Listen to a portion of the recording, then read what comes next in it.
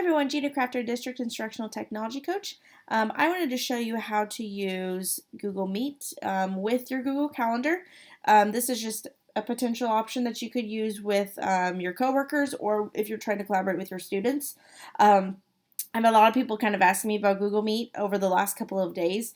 And so Google Meet essentially is just a platform that we can use in order to collaborate and still kind of get that face time, that one-on-one time, but kind of removes those physical barriers so we don't have to be in the same room. So this has been a really great tool. I've already used quite a bit this week to collaborate with different people. So I just want to show you how you could use this. So if you're going to be collaborating with teachers, with your team, you could just do this on your own calendar. So I'm in my calendar. I got here from going to the waffle, and then I went to my calendar.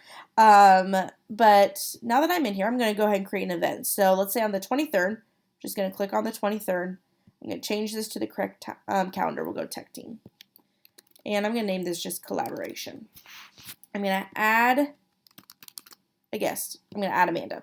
So if Amanda and I were going to collaborate on this day, I might need to add a time, 7:30 to 8:30. Perfect. We're going to collaborate from 7:30 to 8:30 on this time. The great thing about when you add it into your calendar is that you can go to add rooms, location, conferencing. If you click add conferencing, it automatically makes a Hangout code for you. So if I were to save this, then Amanda, since this is shared with Amanda, then whenever we go to collaborate, we both can just click on this code and it takes us directly to that screen, which is really great. Now, if you are wanting to do this with your students, I would suggest making a different calendar. I'd make a separate calendar so that they don't accidentally maybe get mixed in together. So I'm going to go to these other calendars. I'm going to hit this plus sign, and I'm going to create a new calendar. And I'm going to name this School Closure Calendar. And I'm going to describe this like a place to get one-on-one help. And then I'm going to create this calendar. And now that it is created, I'm going to go back. And I can see now that I have the school closure calendar under my calendars. So on the 23rd, I'm going to change this to school closure calendar. I might be setting up office hours, so to speak, for students to be able to use in order to get help.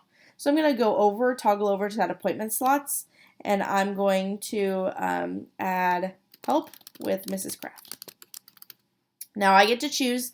The great thing is you have, the freedom and ability to choose when you're going to be available. So I'm going to say on the 23rd, I'm going to be available from 8 a.m. to 10 a.m. on March 23rd. I want each slot to be, let's say 30 minutes. That's perfect, and I'm going to save that. So now you can see over here on the 23rd, I have this appointment slots calendar. I'm going to click on it, and I'm actually going to hit this pencil to edit it because I'm going to want to do a couple of different things here. So I'm going to go to my waffle, and I'm going to open up Meet. This is going to then take me to like the Meet homepage where I'm going to be able to start a meeting. I'm going to click that plus sign. I don't have a code or a nickname, so I'm going to hit continue. And then this is going to bring me to my Meet homepage. So this is where now you can see your calendar, but also more importantly on this right-hand side, you can see this code and this dial-in and pin. The dial-in and pin is if somebody does not have Wi-Fi at that time, they could call in if they wanted to. I'm going to copy all of that, and I'm going to paste that in the description. I'm just going to give a little room here. So now whenever I save this, then the students are going to be able to see that. Now I also have this calendar's appointment page. This is important because this is where people are able to sign up for your appointments. I said that I was going to be available on the 23rd, and so I can see there's the 4 slots right here. Somebody could click on that. And I would have them put in their name, and then maybe what they need help with.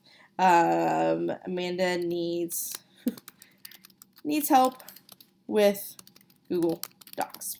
And so whenever they save that, then you are able to see that that appointment has been booked. And you're able to see that student, and you can see what they need help with.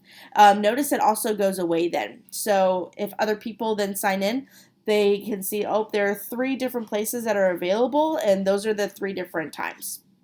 And so you could take this calendar, this URL, you could copy this, and then you could email this out to your students. You could put this on Schoology. It's kind of up to you what you would want to do. But that is kind of how to use the appointment slots. If you want to use the appointment slots to kind of set up a hangout and keep everything nice and streamlined and kind of know who you're going to be helping with, that's just a way that you could use the appointment slots that you already have in your Google Calendar and share that out with your colleagues or with your students to set up times to collaborate and meet. So that's how you could use Google Meet for your appointment slots with students or with your